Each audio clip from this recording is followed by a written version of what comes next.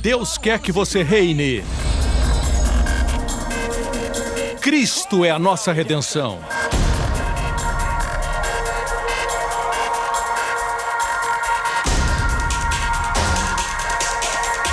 Deus é justo e faz o pecador justo.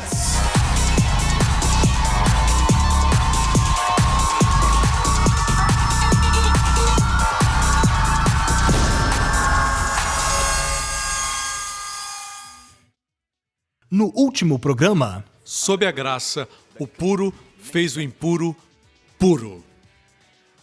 Na lei, o pecado é contagioso. Na graça, a santidade é contagiosa. A saúde é contagiosa. Precisamos ensinar para os nossos filhos não terem medo do mundo. Eles têm que ir e contaminar o mundo com a graça, com o amor e com o poder de Deus. Aleluia! hoje com o pastor Joseph Prince. Quando meus filhos eram pequenos, quando os amiguinhos vinham à nossa casa, eles queriam brincar na cozinha e eu dizia, não brinquem com as facas, não toque no fogão. Quando os adultos vêm à minha casa, eu não digo para eles, não brinquem com as facas. Porque são adultos. Regras e regulamentos são para crianças. Vocês me escutam? A Bíblia diz em Hebreus 5, o que bebe leite não é treinado na palavra da justiça. Alguém que é bebê na fé ainda não entendeu a palavra da justiça e ainda não é treinado com respeito à justiça de Deus. Se eu perguntar a você, o que é justiça? Bem, justiça é fazer tudo aquilo que se alinha com Deus. Seus atos e tudo que você faz é correto. Quem mostrou que é o bebê na fé? Veja, um crente maduro, alguém que é desmamado, é alguém que sabe que a justiça na Bíblia, a justiça no Novo Testamento é uma dádiva. Uma dádiva que foi paga por Jesus. Assim, se você não entende a palavra da justiça, você é destreinado quanto à justiça de Deus. E você está confundindo a mensagem e diz para as pessoas que foram justificadas pelo sangue que elas precisam ser justas. Amém? Da mesma forma que o diabo disse para Adão e Eva que eles seriam como Deus quando eles já eram como Deus. Assim, quando eles tentaram ser como Deus, eles caíram da graça. A justiça é uma dádiva e após receber, se você fica tentando ser justo, você cai da graça. Vocês me escutam? Justiça é a revelação do Evangelho. Esquecemos que o Evangelho é a justiça pela fé.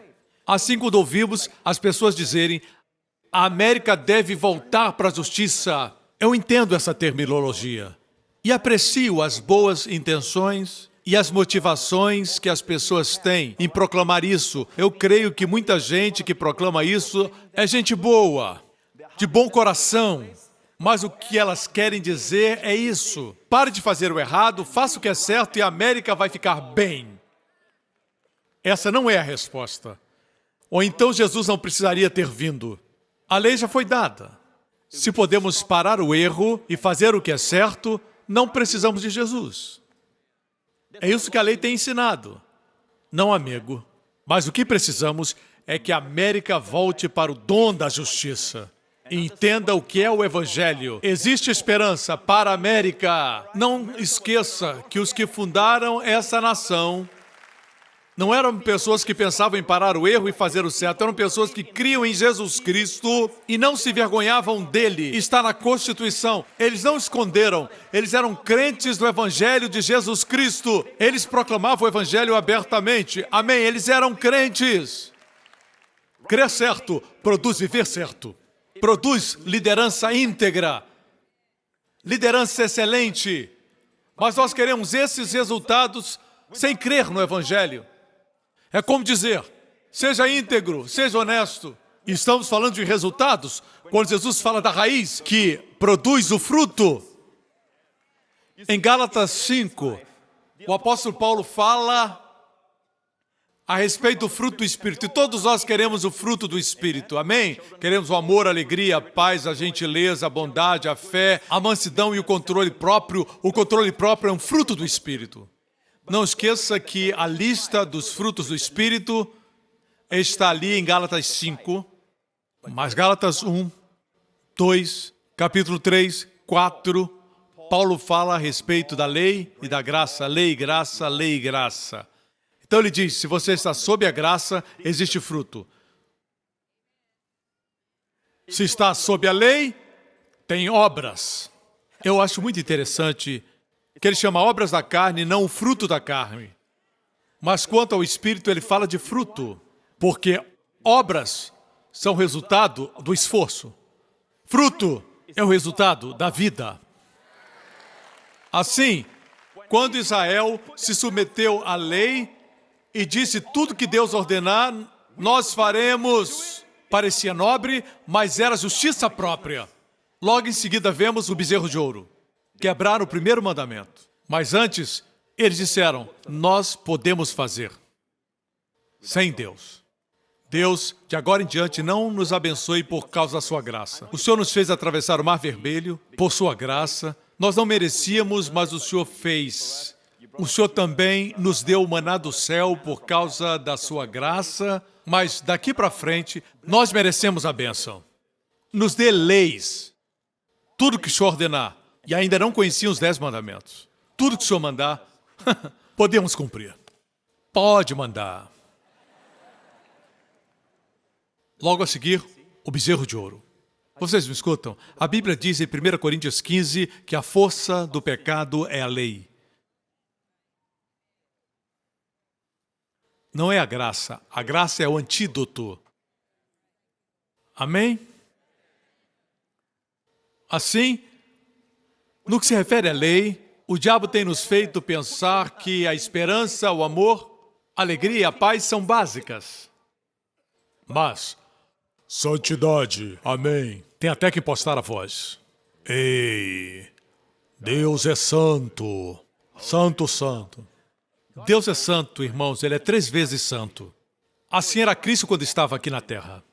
Mas Ele era disponível. Os fariseus não gostavam disso. Eles queriam Deus confinado no Santo dos Santos, distante do povo, para que eles tivessem que vir por mim. O povo precisava vir através deles. Eles não gostavam de Jesus ter feito Deus tão acessível. Veja bem, Deus quer que o homem conheça na sua santidade? Deus é santo. Jesus era santo aqui na terra? Sim. Vamos ver Pedro, Paulo e João. Paulo era um homem de inteligência e nas suas epístolas ele diz que Cristo não conhecia pecado. João era o apóstolo do amor. Ele diz que em Cristo não havia pecado. Pedro era um homem de ação. Ele diz que Jesus não cometeu pecado. Como você olhar para Jesus, ele não tem pecado. Você me escuta? Mas é assim que ele quer que nós o conheçamos? O Deus 3 vezes santo? Se fosse assim, a mulher com fluxo de sangue não teria tocado nele. Porque pela lei ela seria apedrejada. Amém? Ninguém se aproximaria, nem mesmo o leproso, se visse somente sua santidade. Deixe-me perguntar algo, certo? Responda do coração. Pelas histórias que você lê na Bíblia e pelas experiências que você tem, quando um anjo aparece, não é Deus, um anjo aparece, qual a primeira reação das pessoas? Elas se prostram e dizem, afaste de mim, eu sou pecador. Certamente morrerei, eu vi a Deus. Do que estão conscientes? Existe alguém que se prostra e diz, a tua bondade é melhor que a vida, Senhor. Alguém faz isso? Não! Mesmo as pessoas na Bíblia, quando o Senhor aparecia para eles, ou um anjo aparecia, a reação deles era, afaste-se de mim. Eu morrerei, como disse Manoá, o pai de Sansão. Certamente morreremos porque vimos ao Senhor. Ele disse para sua esposa. Eram conscientes. Não precisamos ensinar que Deus é santo. Todos são conscientes, instintivamente conscientes que Deus é santo. O que precisamos ensinar é a graça, seu amor, a esperança que Ele dá, a paz que Ele quer dar. Para isso requer o Espírito Santo. Veja, se a lei é profunda, toda religião tem leis, mas não tem o Espírito Santo. Tem? Toda religião ensina a lei, mas só o Espírito Santo pode ensinar a graça. Você entende? Quando faz o bem, tem o bem. Quando faz o mal, tem o mal. Todos entendem isso. Mas ensinar que você pode receber o bem que não merece, porque alguém recebeu o mal que você merecia, isso requer o Espírito Santo. Requer poder divino para ensinar, para impartir, para pregar. Não ouse dizer que isto é profundo e aquilo é raso, é básico. Você se lembra de Pedro? Vamos analisar uma das primeiras vezes que encontrou Jesus. Foi seu irmão André que o levou a Jesus. André levou Pedro a Jesus. Você lembra? Foi o primeiro encontro de Pedro com Jesus, mas depois ele deixou o Senhor, voltou a pescar. Ele estava no barco, não havia pescado nada e Jesus apareceu a ele. Quando Jesus permite darmos algo a ele, porque quer nos abençoar. Quando o Senhor pede alguma coisa de você, Ele está preparando. Entre tantos, Ele escolheu você. Você conhece a história? Ele pescou tantos peixes que o barco começou a afundar. Ele teve que pedir ajuda. Eu gosto desse tipo de bênçãos. E de repente, Pedro olhou. Foi um dos primeiros encontros com Jesus. Ele olhou e disse, afasta de mim. Eu sou um pecador. Não precisou que ninguém ensinasse. Nesse encontro de Pedro com Jesus, que aspecto de Jesus ele estava mais consciente? O seu amor ou sua santidade? Sua santidade. Aparta de mim, porque eu sou um pecador. Foi a compreensão da sua santidade. Você me acompanha? 3 anos e meio depois, após andar com Jesus, crescer, certo? Mas ele ainda tinha justiça própria. Na noite da Páscoa, ele disse para Jesus, se todos estes, e ele disse na cara deles, se todos esses te abandonarem, eu, Pedro, eu nunca te deixarei. Where you go, I'll follow. You'll always be my true love, from now until forever, yo.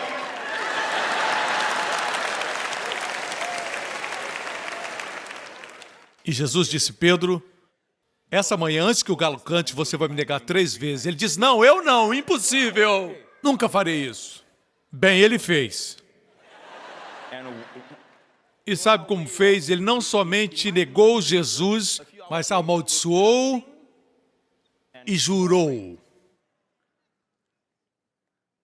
Eu gosto de como Lucas narra. O galo cantou e Jesus estava preso no pátio do sumo sacerdote e, quando Pedro negou, Jesus olhou fixamente para ele. Algo naquele olhar disse, Pedro, eu ainda amo você. Eu sabia que isso ia acontecer, mas eu orei por você, Pedro, para que quando você se converter, você fortaleça os seus irmãos. Havia algo naquele olhar. Quebrou o coração de Pedro. Pedro foi chorando.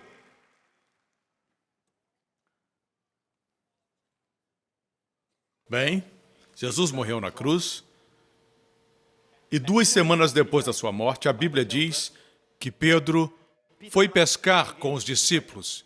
Ele era um líder e ele diz, vamos pescar.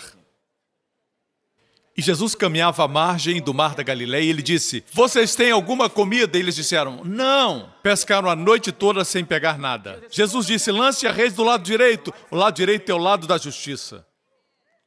Eles fizeram o que Jesus mandou e pegaram muitos peixes. João reconheceu que era Jesus. E diz a Bíblia que Pedro, quando reconheceu que era Jesus, ele pulou na água e saiu nadando. Espera, você sabia que Jesus já havia restaurado Pedro, mas não foi registrado na Bíblia? A Bíblia não fala a respeito do encontro pessoal que Pedro teve com Jesus depois de ele ressuscitar. Mas se nós lermos em 1 Coríntios 15, diz que depois de Jesus ressuscitar, ele foi visto por Cefas. Cefas é um outro nome para Pedro, na língua caldeia.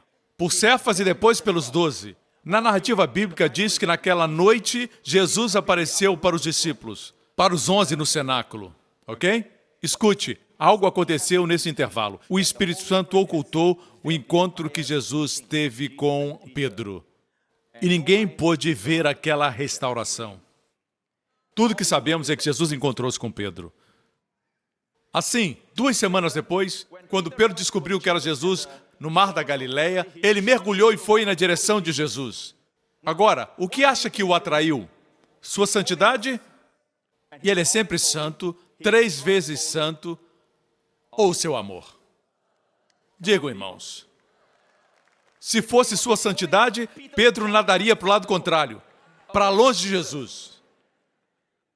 Eu faria isso, mas ele mergulhou e foi na direção de Jesus. Ele não esperou, ele se apressou a ir a Jesus. Agora, o que é maturidade? Quando ele não sabia ainda quem era Jesus, ele tinha uma vaga ideia, mas não sabia claramente quem era Jesus. Foi o aspecto da sua santidade que ele era mais consciente. Mas após caminhar com o Senhor, conhecê-lo, ser perdoado por Ele, conhecê-lo mais profundamente, foi o aspecto da sua graça e amor que atraiu Pedro. O que era maturidade na vida de Pedro? Deus quer ser conhecido por seu amor e sua graça. Deus é santo? É. 3 vezes santo. Deus pega mais leve com o pecado? Não. Pecado é pecado para Deus. Mas eu vou dizer por quê. Hoje Deus quer ser conhecido no aspecto do seu amor e da sua graça. A Bíblia não diz que Deus é santidade, mas define Deus como sendo amor. Certo? Deus é santo. Santo, santo, sim. Mas a Bíblia diz que Ele é amor. Veja isso. A Bíblia diz que existe uma palavra no Antigo Testamento que eu penso que os tradutores têm problema tentando definir essa palavra, ok? E eles usam palavras como bondade, amor. Uma tradução diz amor, outra diz misericórdia. Suas misericórdias se renovam. A palavra aqui hebraica é hased. Davi disse, Senhor, a tua benignidade é melhor do que a vida. Vemos aqui a mesma palavra, hased, a mesma palavra hebraica, mas diferente no português. Parece que os tradutores não conseguiram descobrir a palavra exata. No outro texto diz, as suas misericórdias se renovam. Em hebraico é hased, se renovam toda manhã. Algum tempo atrás eu fui a Israel e, como disse ontem à noite, existem muitos pastores judeus com congregações messiânicas pregando a mensagem da graça. Amém? E eles têm um Novo Testamento em hebraico.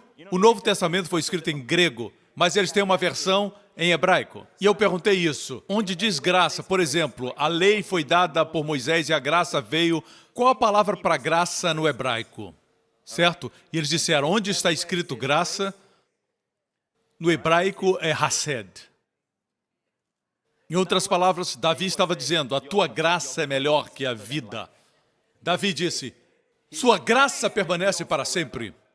Amém? Josafá foi invadido por 3 exércitos enormes, numerosos. E ele trouxe cantores cantando a beleza da sua santidade. E qual a beleza da sua santidade? A letra do louvor foi revelada. Louvai ao Senhor, porque sua hased, graça, permanece para sempre. E os inimigos lutaram entre si. A graça deu a vitória. A batalha pertence ao Senhor. Eles focalizaram na graça. Deixe-me concluir com isso, ok? Existem aqueles que dizem, o pastor Prince não prega sobre o arrependimento. Ele e o Joe fazem parte do mesmo grupo.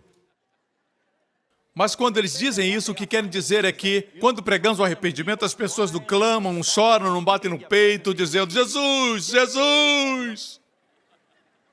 Pregamos a mensagem do púlpito e as pessoas são transformadas, mentes são mudadas. A palavra grega para arrependimento é metanoia, mudança de mente. Todo domingo as pessoas, tanto aqui como pela televisão, quando escutam a mensagem de Joe, elas têm suas mentes mudadas. De um Deus que está com raiva a um Deus sorridente, refletido pelo pregador.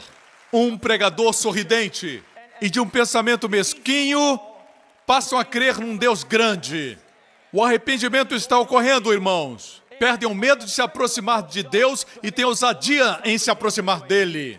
Isso é arrependimento? Não é esse remorso que pregam por aí. Vou mostrar no versículo e vou concluir. Em Mateus 27:3, diz que então Judas, o que o traíra, vendo que fora condenado, trouxe arrependido.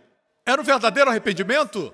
Não, o arrependimento que está falando aqui é remorso. Na versão NVI diz, foi tomado de remorso. Ele nunca buscou o perdão de Jesus. Ele cometeu o ato maior de justiça própria. Ele se matou. Ele preferiu se enforcar do que permitir que a morte de Jesus o perdoasse. Você percebe a justiça própria? Pedro traiu, mas esperou que ele morresse por ele na cruz. Amém? A maior humildade é receber e não se autopunir. Não ouse se punir. Deus enviou seu filho para ser punido no seu lugar. Não puna a sua família. Não puna você mesmo. Jesus foi punido na cruz como juízo de Deus em seu lugar. O arrependimento tem como base essencial se arrepender para com Deus. Paulo diz em Atos 20, versículo 21, testifiquei tanto a judeus como gregos que eles precisam converter-se a Deus com arrependimento e fé. Em toda pregação, o arrependimento tem que ser para com Deus. Isso quer dizer mudar a sua mente com respeito a Deus. Aí está o segredo de tudo. Como você vê a Deus é como será a sua vida. Mude a sua mente a respeito de Deus. Deus corre para você quando você dá um passo na direção dele. Esse é o Deus que Jesus veio revelar. Mais uma porção e eu vou concluir. Certa vez eu disse, Deus, me dê uma ilustração na sua palavra sobre o arrependimento para que eu cale a boca de alguns. Eu estou cansado disso. O fato é que eles têm atingido o rebanho. Eu fico chateado quando atacam o rebanho. Se você é um pastor, alimente. Não seja um lobo que bate e depois destrói. Eu pedi uma ilustração e o Senhor me deu essa linda ilustração. Em Lucas, capítulo 15, todos os publicanos e pecadores estavam se reunindo para ouvi-lo. Isso não é lindo? Os publicanos e os pecadores vieram ouvir Jesus. Todos eles ligaram a TV para assistir Joel. Mas os fariseus e os mestres da lei o criticavam. Este homem recebe pecadores e come com eles. Que rótulo! Amigo dos pecadores. E Jesus lhes contou essa parábola. Vou concluir com ela. E ele contou essa parábola para eles. Não esqueçam, um lado era de pecadores, o outro de publicanos. Jesus disse, qual de vocês que possuindo 100 ovelhas e perdendo uma, não deixa as 99 no campo e vai atrás da ovelha perdida até encontrá-la? E quando a encontra, coloca alegremente sobre os ombros. Como faz isso? Alegremente. Agora, próximo verso. E vai para casa. Isso já é demais. Nenhum pastor faz isso com ovelha perdida. Ele pode bater na ovelha, mas se alegrar e convocar uma festa, todos os vizinhos diriam, esse sujeito é um maluco. Ao chegar, reúne seus amigos e vizinhos e diz, alegrem-se comigo, pois encontrei minha ovelha perdida. Agora vejam isso, eu lhes digo que da mesma forma haverá mais alegria no céu por um pecador que se arrepende. Você vê a palavra arrependimento aí? A palavra está aí? Haverá mais alegria no céu por um pecador que se arrepende do que por 99 justos que não precisam arrepender-se. Eu li isso e disse, Senhor, como essa ovelha perdida se arrependeu. Estava escrito arrependimento e eu disse, Senhor, deixe-me ler de novo. O bom pastor deixou as 99. O bom pastor foi. O bom pastor buscou. O bom pastor encontrou. O bom pastor carregou. O bom pastor colocou nos seus ombros para que ela não tivesse mais que caminhar. Ela dependeu da sua força e seu poder. O bom pastor trouxe para casa. O bom pastor convocou uma celebração. O bom pastor se alegrou. Eu disse, Senhor, eu não vejo a ovelha se arrependendo. O bom pastor fez tudo. E o Senhor me disse, isso é arrependimento. A ovelha consentiu ser carregada. A ovelha consentiu ser amada. A ovelha consentiu em descansar nos seus ombros. Sempre que você faz isso, consente ser amado. Consente em descansar no seu poder. Em descansar no seu coração de amor. Aí está o arrependimento. Jesus recebe toda a glória.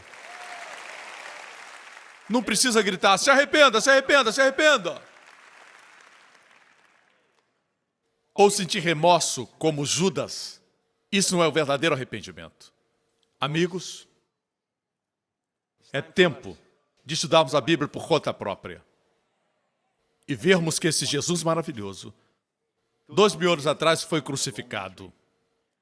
No tempo do profeta Elias, quando ele construiu um altar com 12 pedras, ele mandou que derramasse água no sacrifício 3 vezes, como que dificultando Deus derramar fogo vindo do céu.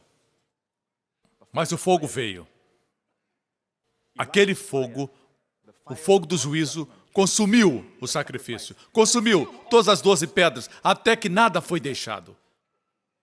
No antigo pacto, o juízo era maior do que o sacrifício. Mas no novo concerto, quando Jesus, o sacrifício, foi pendurado na cruz, ele absorveu toda a justiça e a indignação contra toda a impiedade, contra todos os pecados. Ele absorveu tudo até que nada foi deixado. Foi como um redemoinho. Ele absorveu tudo no seu corpo e ele disse, está consumado. E não sobrou nada. Não havia mais maldição, não havia mais juízo.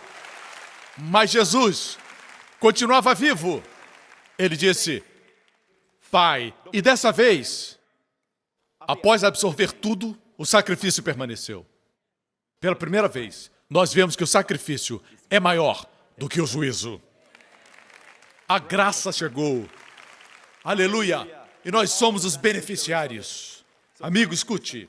Deus continua santo, mas pelo que Cristo fez, os justos olhos de Deus viram os seus pecados, os meus pecados, sobre o corpo de Jesus. E Deus, que é santo, 3 vezes santo, não pode punir-nos hoje pelos pecados que Ele já puniu Jesus. É a chamada lei da dupla incriminação. O mesmo crime, o mesmo pecado, não pode ser julgado 2 vezes, no corpo do meu substituto e depois do meu corpo. Deus seria injusto se fizesse isso. Não seria santo se fizesse isso. Meus irmãos, hoje a santidade de Deus está do nosso lado. Assim como os israelitas colocaram o sangue nos portais da casa naquela noite, Deus ficou do lado deles, porque o sangue foi derramado. Entenda que a santidade de Deus está do seu lado, exigindo a sua inocência e a sua justificação, exigindo o seu perdão. A justiça de Deus está do seu lado. Deus é por você e não contra você. Dê a Ele louvor, igreja! Aleluia! Amém! Esse é o nosso Deus! Obrigado por sintonizar no programa de hoje. Esperamos que tenha sido uma bênção para a sua vida. Para mais informações sobre o programa da Igreja New Creation, acesse o site ncctv.org.sg. Lá você poderá se inscrever para receber um devocional diário do pastor Joseph Prince. Seja incentivado e fortalecido todos os dias e saiba o quanto Deus lhe ama através desses devocionais. Acreditamos que seu dízimo pertence à igreja que você frequenta e oramos para que você seja grandemente abençoado, altamente favorecido e profundamente amado.